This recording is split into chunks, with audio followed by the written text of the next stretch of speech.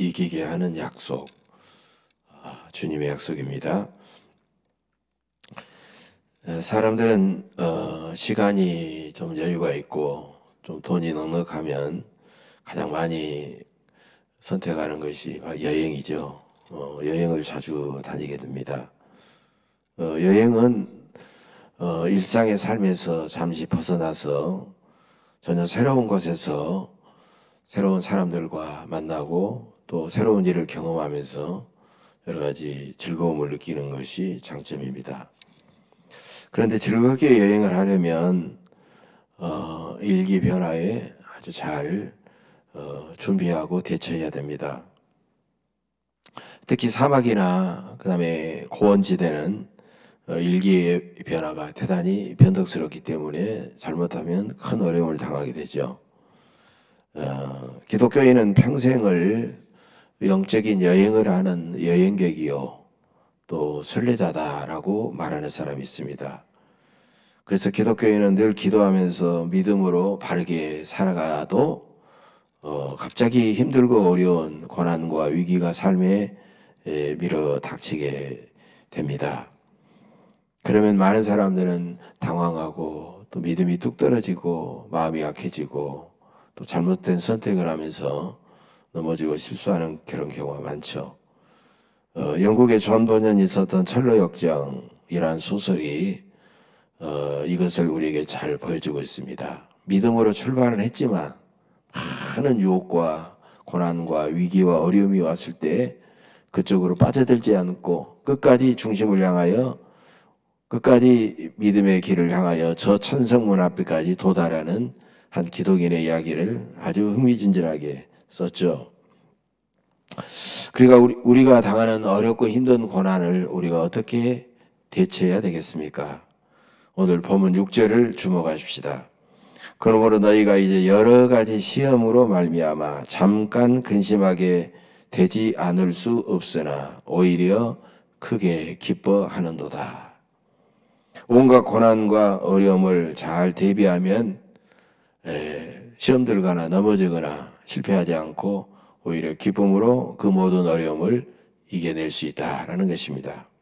그래서 하나님은 우리에게 온갖 고난을 이기게 하는 세 가지 중요한 약속을 주셨습니다. 첫째로 그 약속은 우리에게 어떤 고난도 빼앗을 수 없는 산 소망이 있다라는 그런 약속입니다.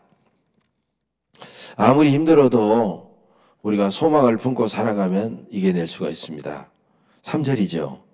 우리 주 예수 그리스도의 아버지 하나님을 찬송하리로다. 그의 많으신 긍휼대로 예수 그리스도를 죽은 자 가운데서 부활하게 하심으로 말미암아 우리를 거듭나게 하사 산 소망이 있게 하시며, 하나님은 우리에게 어떤 고난도 빼앗아갈 수 없는 산 소망을 우리에게 주셨다는 것입니다. 여기서 말하는 이 산 소망, 살아있는 소망, 생생한 소망, 사라지지 않는 소망이죠. 세상에서 말하는 소망과는 똑같지 않기 때문에 그냥 소망이라는 말을 쓰지 않고 산 소망이라는 말을 쓰신 것입니다. 우리가 복권을 사는 사람이 있는데 복권을 사다 보면 그런 말을 가끔 듣습니다. 복권 가게 주인이 복권을 판매할 때 그냥 판매한 게 아니라 꼭 1등에 당첨되세요. 기분 좋게 하는 거예요. 기분 좋게 해서 다시 또 복권 사러 오라는 것이죠. 그렇게 말을 합니다. 그러나 복권에 당첨될 가능성은 등수가 올라갈수록 대단히 막막하고 희미합니다. 로또 복권만 해도 1등에 당첨될 가능성이 814만 분의 1이라고 합니다. 814만 명이 한 번 당첨되는 것이 자기에게 올 수도 있어서 사기는 하지만 얼마나 그 가능성이 희미하냐 말이죠. 우리의 소망은 그런 희미하고 막연한 소망이 아니라 부활하신 예수 그리스도께서 약속하신 살아계신 살아있는 소망이라는 거예요. 오늘 본문 3절에서 예수 그리스도를 죽은 자 가운데서 부활하게 하심으로 말미암아 우리를 거듭나게 하사 산 소망이 있게 하셨다라는 거예요. 얼마나 살아있는 생생한 소망입니까? 그래서 4절에는 이것을 또 추가해서 설명하고 있습니다. 썩지 않고 더럽지 않고 새하지 아니하는 유업을 잊게 하시나니, 유업을 이어가게 하시나니 그 말이에요. 너희를 위하여 하늘에 간직하신 것이라, 이렇게 말하고 있어요. 결국 산 소망은 이 땅에서 완전히 이루어지는 소망이 아니라 천국에서 보존되고 천국에서 간직한 썩지 않고 더럽지 않고 변하지 않는 소망이기 때문에 이 소망은 세상의 그 누구도 어떤 고난도 빼앗아갈 수 없다는 것이에요. 우리 믿음의 선배들은 이런 산 소망을 굳게 가졌기 때문에 어떤 고난도 그들의 믿음을 빼앗아갈 수가 없었던 것이에요. 그래서 믿음장이라고 부르는 히브리서 11장을 보면 13절에 이런 내용이 나옵니다. 이 사람들은 다 믿음을 따라 죽었으며 약속을 받지 못하였으되 그것들을 멀리서 보고 환영하며 또 땅에서는 외국인과 나그네임을 증언하였으니라고 말하고 있습니다. 우리 믿음의 선배들은 하나님의 약속을 잘 알았지만 그 약속을 받지는 못했어요. 그러나 그 약속이 있음을 굳게 믿었고, 그래서 이 땅에서는 마치 이 땅을 외국인처럼 떠돌아다니는 나그네처럼, 원래의 나라는 천국이지만 이 땅을 그렇게 이중 국적자로 그렇게 살았다는 거예요. 여러분, 얼마나 대단한 삶을 살았습니까? 1956년 미국에서 엄청난 사건이 있었죠. 미국인에게 남미 에콰도르 아마존 밀림에 살고 있었던 한 번도 거의 문명과는 접촉하지 않고 살고 있었던 저 난폭했던 아우카 부족, 인디언 부족이죠. 그 부족에게 비행기를 타고 가서 내려서 복음을 전하다가 그 복음을 제대로 전하지도 못하고 그 부족의 창에 찔려서 미국의 선교사 5명이 그 자리에서 순교를 했습니다. 그때 28살에 순교했던 짐 엘리엇 선교사, 가장 유명한 사람이죠. 왜냐하면 이 사람의 부인이 나중에 그곳에 또 들어갔으니까요. 그래서 이 짐 엘리엇 선교사는 명문대학이었던 휘튼 대학교를 다니면서 썼던 일기에 이런 내용의 일기가 있었습니다. 오 주님, 주님을 위해 불타오르게 하소서. 저는 오래 살길 원하지 않습니다. 우리 주님과 같이 영원하고 풍성하게 살아가게 하옵소서. 여러분, 28살의 젊은 짐 엘리엇 선교사가 6년 전인 22살에 그가 순교하기 6년 전에 22살에 썼던, 한참 대학을 다닐 때 썼던 그런 일기의 내용입니다. 여러분, 어떻게 그런 젊은 사람이 이렇게 담대한 내용을 주님 앞에 고백하듯이 쓸 수 있을까요? 이런 내용이 22살에 나와 있다는 거예요. 이런 내용이었습니다. 영원한 것을 얻기 위해 영원하지 않은 것을 버리는 자는 어리석은 바보가 아니다. 짐 엘리엇 선교사는 영원한 생명이 있다는 사실을 알았어요. 영원한 부활의 영원한 생명이 있다는 사실을 알았기 때문에 그 영원한 생명에 대한 소망이 충만함으로 주님을 위해서, 구원해 주신 주님을 위해서 기꺼이 십자가의 복음을 전하다가 그는 창에 찔려 순교할 수 있었다는 것입니다. 예수 그리스도의 죽으심과 부활을 통하여 하나님의 자녀된 우리에게 산 소망이 분명히 있다는 것입니다.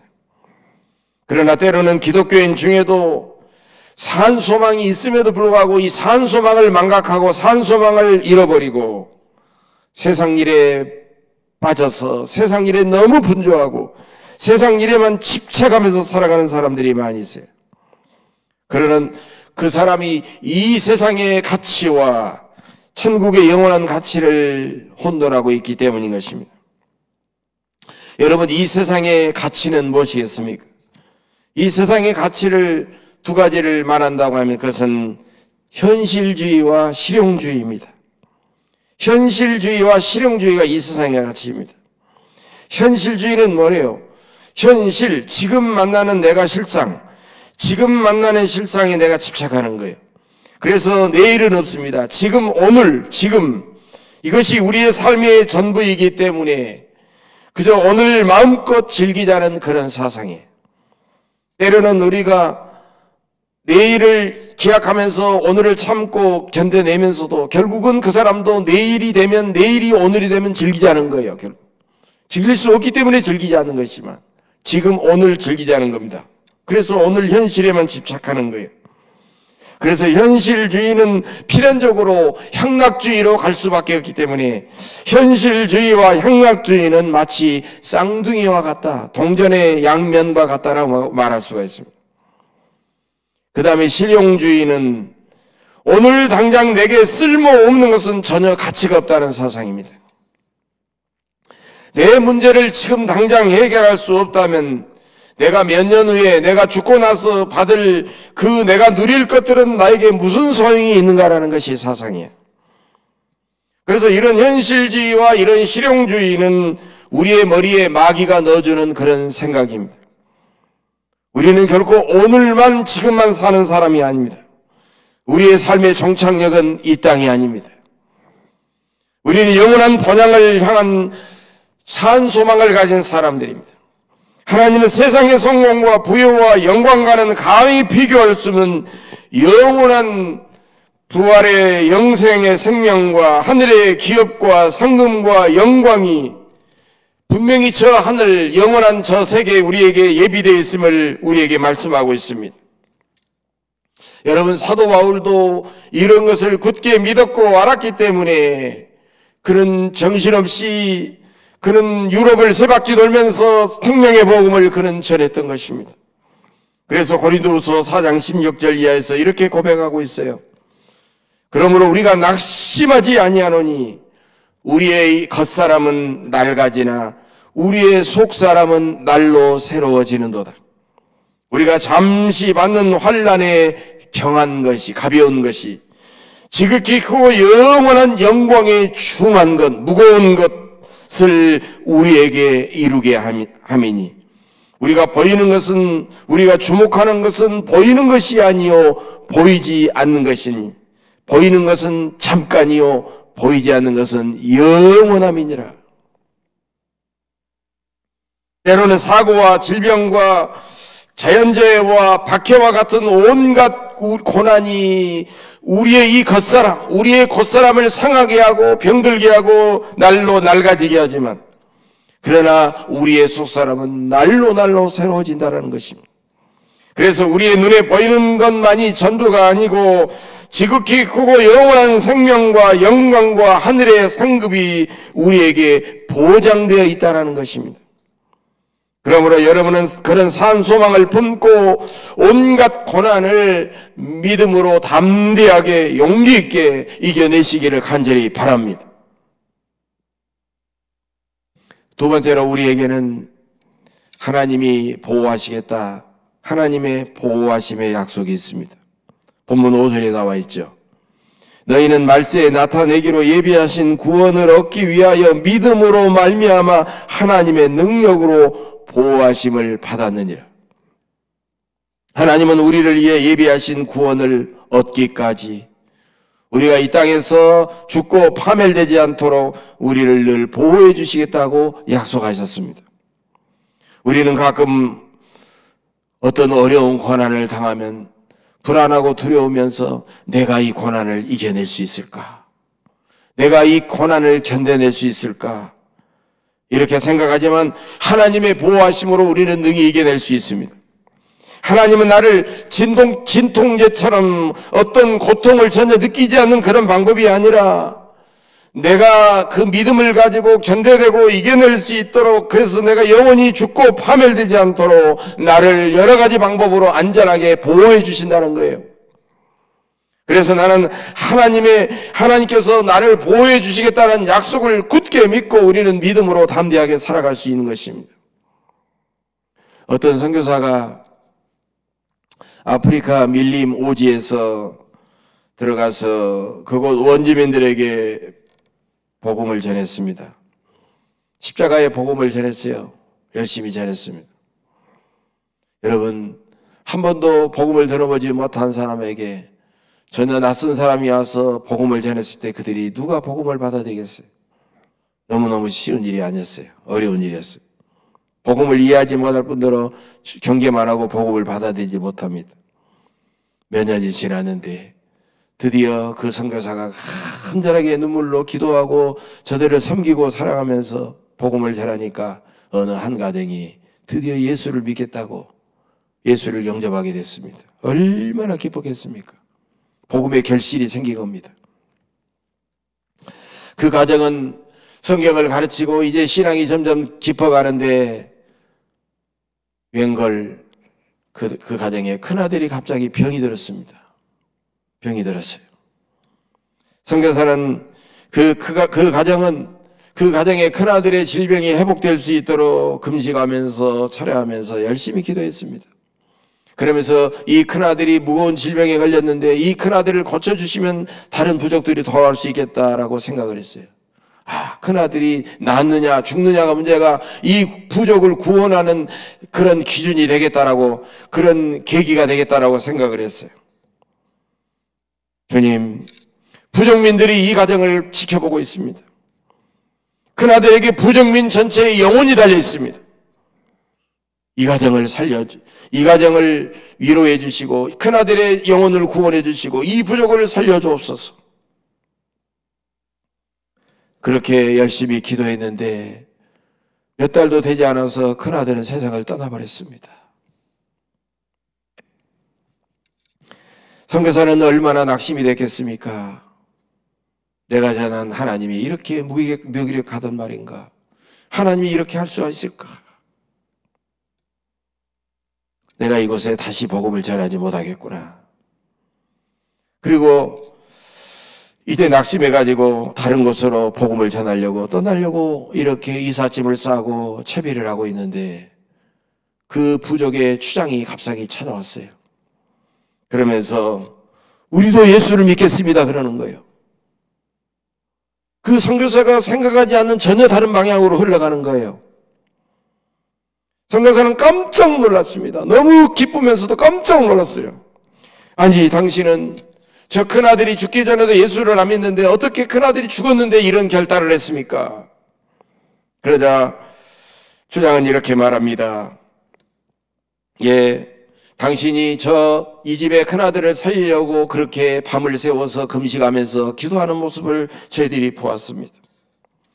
당신은 죽음 앞에서도 두려워하지 않고 끈기 있게 그 한 생명을 살리려고 기도하는 그 모습을 보고 우리는 감동을 했습니다. 당신을 그렇게 기도하게 하고 죽음도 두려워하지 않게 하는 당신이 믿는 하나님이라는 신을 우리도 섬기겠습니다. 여러분, 우리가 상상할 수 없는 방법으로 모든 것들이 진행되어 가고 있었던 것입니다. 오히려 하나님은 큰아들을 예수 믿게 하셔서 그의 몸을 지켜주셨다가 그의 영혼도 안전하게 천국으로 보호하셔서 받아들이셨고, 그 부족민은 그 가족들이 죽음 앞에서도 담대하게 하나님께 기도하는 모습을 보면서 감동해서 오히려 하나님 앞에 돌아오게 되었다는 것입니다. 이것이 하나님이 보호하신 보호하심의 약속이요 신비로운 것입니다. 하나님은 우리의 고난을 직접 나서서 해결해 주시기도 하시지만 때로는 우리가 고난을 대하는 그런 모습 속에서 하나님은 감동하시며 고난을 어떻게 대하면서 살아가는 그 모습을 보면서 세상 사람들은 하나님의 살아계심을 보고 감동하면서 주님 앞에 영광을 돌리게 되는 것입니다. 여러분은 어떤 고난도 두려워하지 말고 하나님의 보호하심에 대한 약속을 굳게 믿고 믿음으로 담대하게 고난을 이겨내시기를 간절히 바랍니다. 세 번째로, 온갖 고난 중에서도 오히려 우리를 기뻐하고 감사하게 해주시겠다고 하나님은 약속하셨습니다. 본문 6절과 7절입니다. 그러므로 너희가 이제 여러 가지 시험으로 말미암아 잠깐 근심하게 되지 않을 수 없으나 오히려 크게 기뻐하는도다. 너희 믿음의 확실함은 불로 연단하여도 없어질 금보다 더 귀하여 예수 그리스도께서 나타나실 때 칭찬과 영광과 존귀를 얻게 할 것이니라. 아무리 힘든 고난도 그 고난의 끝에 나타날 칭찬과 영광과 존귀를 믿는다면 그 믿음으로 말미암아 우리는 기뻐하고 감사하면서 그 고난을 이겨낼 수 있다는 것입니다. 헨리 블랙컵이라는 목사님이 계시는데, 이 헨리 블랙컵이 목사님이 영적 리더십이라는 책을 썼는데요, 이 영적 리더십이라는 책에 보면 이런 문장이 나옵니다. 역사상 위대한 지도자들 중에는 큰 실패와 삶의 위기를 겪은 사람들이 대부분이었기 때문에 많은 실패와 고난과 인생의 위기는 성공하는 지도자들의 선결 조건이다라는 말을 했습니다. 이 세상에서 영원히 기념될 만한 인생은 어떤 사람들입니까? 온갖 고난과 삶의 위기를 거쳐서 이루어진다는 것입니다. 그래서 우리는 고난의 과정을 지나면서 몇 가지를 꼭 기억해야 됩니다. 첫째로 하나님은 우리에게 그 고난이 꼭 필요해서 주시는 것입니다. 그렇다면 우리는 하나님께 어찌하여 하나님 나에게 이런 고난을 주십니까? 고난을 주신 이유를 우리가 물어서는 안 된다는 거예요. 고난은 주신 이유를 묻지 말고 그럴수록 하나님의 품에 파고들고 하나님을 더욱 신뢰해야 된다는 것입니다. 여러분, 에레미야는 에레미야 예가 3장 32절에서 이렇게 하나님의 마음을 우리에게 전하고 있습니다. 그가 비록 근심하게 하시나 그의 풍부한 인자하심에 따라 긍휼히 여기실 것임이라. 주께서 인생으로 고생하게 하시며 근심하게 하심은 본심이 아니시로다. 여러분, 이것은 하나님께서 에레미야 선지자를 통하여 70년 동안 종살이를 했던 이스라엘 백성들에게 주신 놀라운 위로와 소망의 말씀인 것입니다. 자녀를 이유도 없이 고생시키는 부모는 하나도 없는 것처럼 하나님께서 우리에게 주신 고난은 우리에게 꼭 필요하기 때문에 주신다는 것입니다. 두 번째로, 고난은 우리에게 다양한 모습으로 찾아오지만 그 고난을 이기게 하시는 하나님의 은혜도 다양하다는 것입니다. 본문 6절에 보면 너희가 이제 여러 가지 시험으로 말미암아라고 말했듯이 고난은 매우 다양하게 우리에게 다가오지만 그 고난을 이기게 하시는 하나님의 은혜도 우리에게 다양하게 베풀어 주신다는 것입니다. 여러분, 동방의 의인이라는 욥을 보면 욥은 그 엄청난 재산이 순식간에 다 사라져버리고 10남매의 자녀는 한 집에서 잔치하다가 기둥이 무너져서 한꺼번에 죽어버리고 그의 아내도 하나님을 저주하고 죽으라고 저주하고 떠나버리고 그의 몸마저 욕창이 생겨가지고 기와장으로 긁을 때 진물이 피가 막 흘러져 내려고 그를 위로하러 찾아온 친구들마다 그를 조롱하고 저주했습니다. 그러나 하나님은 그때마다 욥에게 다양한 은혜를 주셔서 결국 욥은 오직 하나님만 붙들고 하나님만 사모했기 때문에 그 엄청난 고난들을 다 이기고 욥에게 갑절의 축복을 내려주셨습니다. 이처럼 온갖 고난 중에도 하나님은 다양한 은혜로 이기게 하신다는 것입니다. 세 번째로, 때로는 고난이 끝이 없다고 우리가 느껴지지만 그 고난은 영원하지 않는다는 것입니다. 6절에 보면 여러 가지 시험으로 말미암아 잠깐 근심하게 되지 않을 수 없으나라고 말하고 있어요. 여러분, 우리는 이 잠깐이라는 말을 우리는 기억할 필요가 있습니다. 순도가 높은 금은 기나긴 재련의 과정을 거쳐서 마침내 99.9%의 높은 순도의 금을 만들어내는 것처럼 하나님께서 크게 귀하게 쓰시는 사람일수록 큰 고난을 견디게 하신다는 겁니다.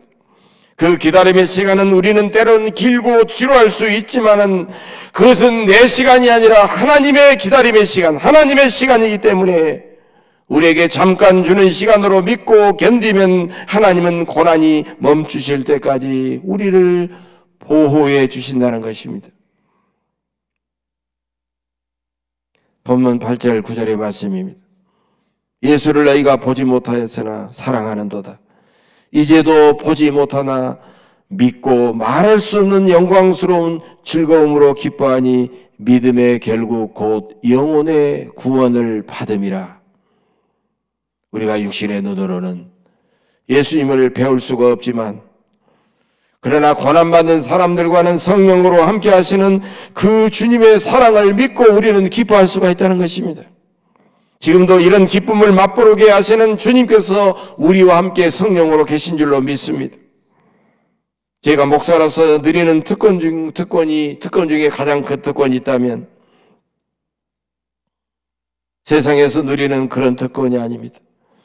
어떤 자리나 물질이나 이런 다른 것 속에서 누리는 특권이 아닙니다. 고통받는 성도들에게 부어주시는 하나님의 크고 놀라운 은혜를 저도 바라보면서 기도하면서 함께 경험하는 것입니다.